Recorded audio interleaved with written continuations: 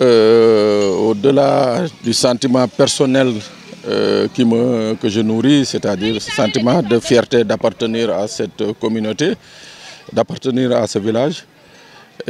L'autre sentiment, c'est de me rendre compte que culturellement, les gens pensent et les gens continuent de soutenir que la culture est au début et à la fin de tout processus.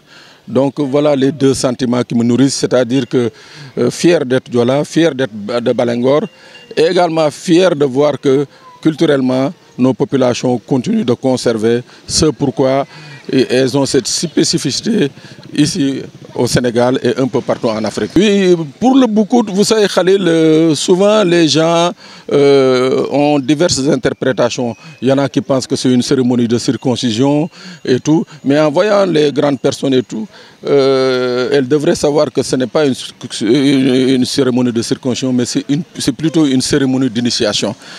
Dans la société Diola, comme je l'ai dit, c'est une société égalitaire, c'est une société où il n'y a pas de nivellement. Le nivellement se fait à partir du moment où on a été initié au Boukout ou pas. C'est le seul point de divergence entre telle génération, telle personne ou telle autre personne.